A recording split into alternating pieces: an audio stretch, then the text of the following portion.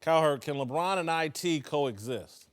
Yeah, but be great? Probably not. Listen, he averaged 15 a game for Sac, 15 a game for Phoenix, and 15 a game for Cleveland. He doubled it with Brad Stevens. Is it possible that with the best coach and the stable family, he was terrific? But he's overvalued. That the rest of his career tells you when he's not with this really stable team and this remarkably smart coach, he's a 15-point-a-game guy, which is a really good basketball player. But, I think we're sitting here going, come on, where am I getting my 29? His history tells me he's not a 29-point-a-game guy. He's a 15-point-a-game guy who, with one great coach who built a system around him, he was elevated. I think you're right from a basketball standpoint, but I'm far more interested from a personality standpoint. He and LeBron James, both high-maintenance guys. LeBron's passive-aggressive. IT seems very sensitive. Yeah. I'm shouldering too much blame. He's been whining and crying about everything. Love the little fella, but he's a little sensitive. It's serious. He's playing a big man's game. It'll make you insecure. So I just don't. It's just not a good recipe. What you talked about, yeah, he excelled in Boston. They had a stable environment, supportive, well coached. And you come to Cleveland, it's an unstable environment, and you got a coach that's on the job, learning how to be a great NBA coach. I just don't think they can coexist. Man, are they going to coexist? I think it's too early to tell. I think the reason why he's such a topic of conversation is because all the talking he was doing leading up to actually playing, that he was going to average 30 and he was going to do A, B, and C. And coming into a new team, which I know well, and obviously, he's an all-star caliber player and I wasn't, but at the same time, you come in and sit back and just keep your mouth shut and learn the team, the culture, the system, make friends, and really see where you can fit in at without doing too much. So like I said earlier, I think he needed to, stand out by fitting in instead of standing out by talking. And I think he did a little too much talking, and now that they're not playing well, the blame has to go somewhere. But like I said, it's still early. Give this team time. After the All-Star break, March and April, I think they'll hit their stride. Yeah, I would agree with what you're saying, Matt. But Whitlock, I think you're being a little soft on him. I think this is an embarrassing lack of self-awareness from Isaiah Thomas, okay? You come in, as you said, to a team where LeBron is the system. You got to just be like, LeBron, what would you like me to do? You want me to come off the bench? Yeah, I can be the sixth man. I can average 15 a game. I can try to play defense. He's not doing that. He's out here looking for his next contract, demanding shots, wanting to practice. Like Isaiah Thomas, really, where's the self-awareness? You're not the star of this team. You're not the number 2 guy. Kevin Love is a better player than Isaiah. He should be listening to LeBron and saying, what do you need me to do? Let me support. I think you make a really interesting point, the psychology of it. He's the last guy drafted. He's 5'8". It's a big man's game. Isaiah Thomas's life, he's been told, come on, bro. You have a cute game. So the kid has a natural inclination toward he's defensive. Okay, so he does need a little more love. He does need a little more. Brad Stevens. He ain't gonna get it from LeBron. No, that's right. So I'm saying. Kyrie didn't get it. Why is IT gonna get it? Well, what if he shot better than 27% on three-pointers? Would that help? I'm saying, but just put yourself in Isaiah Thomas's shoes. Your whole life you're told you're too small in a big man's game. Everybody abandoned you. Sacramento, Phoenix. You get to Boston, and they show you love, and then they trade you. And then you lose your sister.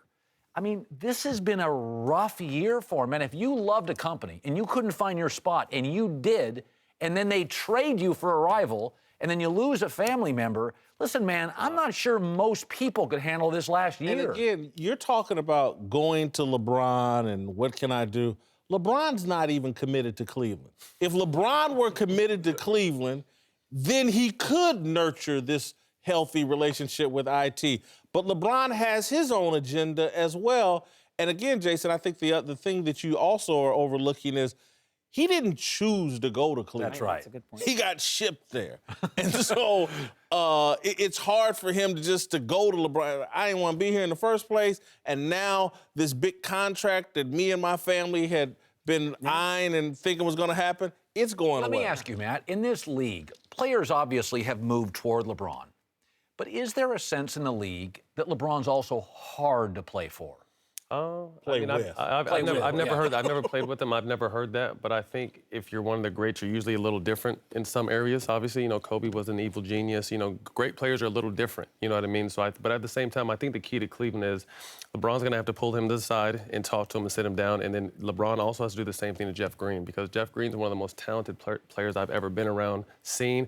But he needs a kick in the butt sometimes. You know what I mean? So I think those two guys, if he can get those two guys and get through to those two guys, they're going to have a chance to win the East. Matt, don't you think part of it is, hey, Isaiah, we need a sixth man. We need a young guy with energy coming off the oldest bench in the league.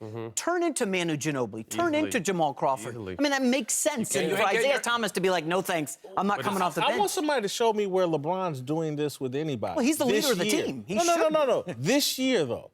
I think in previous years when he was more committed, but this year all the conversation's been about the Lakers, where he's going next. Can this team really win a championship? I just don't see LeBron reaching out to IT. Again, it's like why Kyrie Irving left. If he had nurtured Kyrie Irving the right way, Kyrie would still be there and they'd have a shot. Whitlock, have the Thunder proved they're a real threat to the Warriors? Yeah, I think they're a problem. And I think that I've never liked Andre Roberson. So I actually think they got a blessing there. His offense is so bad, it's basketball. At some point, you got to be able to put it in the rim, through the rim. And I understand he's a great defensive player. But, yeah, I love this team. I think Paul George and Westbrook have clearly taken over the team, and Carmelo has accepted I'm a distant number 3. Hell, Steven Adams probably is the third most important player on the team. He is. And so I think they got a shot against the best teams in the league. They've played really well. I think they got a shot. I think they're fool's gold, and I'll tell you why. You know what they remind me of? They remind me of the Clippers. Chris Paul, Blake Griffin, DeAndre Jordan. And everybody's like, whoo, they look at the talent.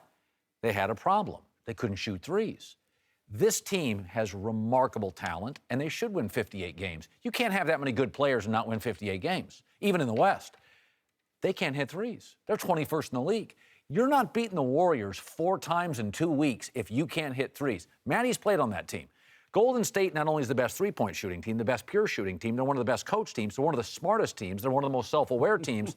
This team is the Clippers. They are built to be exciting, dramatic, win regular season games.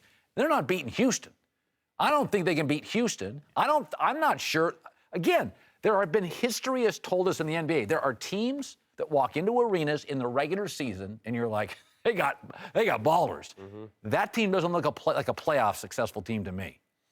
They're getting better. I think 2 things. One, I think it was a big step that Carmelo accepted his new role, because he's been a great scorer, obviously going to be a Hall of Famer. And anytime you have to account for 3 guys on the court that give you 30 any night is going to be a problem. So that's why I think they're going to scare people in the first early rounds of the playoffs, but I don't see them threatening the Warriors because, like you said, obviously, they don't shoot threes and just the chemistry there. When you mentioned Clippers, that was one of our weaknesses was our chemistry. Yes. You know what I mean? We had all the talent in the world. Our chemistry was off. And I'm not sure what that chemistry is like. Obviously, I think it's getting better with new guys, but the chemistry is what's going to set all these teams on paper that are good apart from the Warriors. Is the chemistry with the Warriors is second to none. They're not on the Warriors level. No. But the Andre Roberson stuff can't be denied, okay? He was second team all defense last year.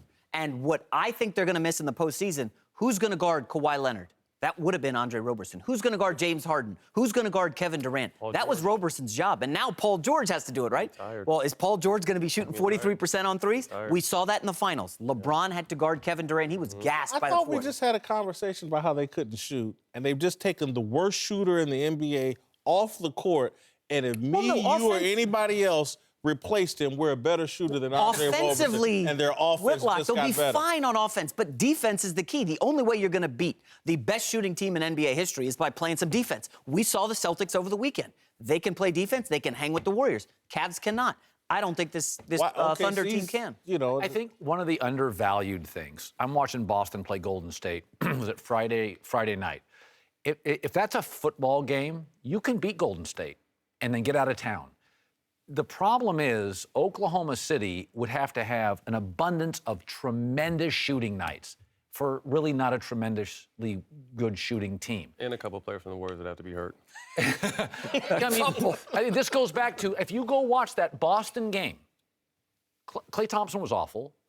Durant got in foul trouble early, and then they were just third quarter, 8-minute span, got game over.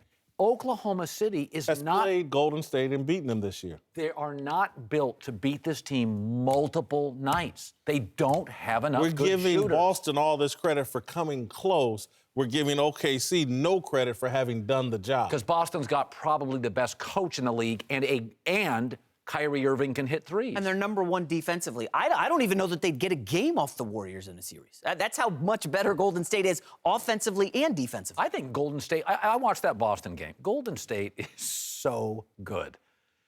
First of all, they may be the smartest team in the league.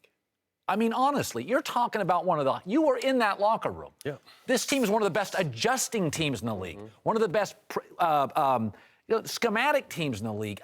Golden State, to me. What about the ego angle, Colin? You look into Golden State, no egos, right, Matt? You were in there. None. Look at None. Oklahoma City. Russell point is, Westbrook, the point maybe is the to biggest win. ego. Carmelo Anthony, who had trouble adjusting to his new role, and Paul George, who maybe is looking at a new team this offseason. I would agree, Matt. A lot of questions in that We're locker room. giving these guys no credit for being able to mature, adjust, put egos aside for a short stretch to accomplish a goal.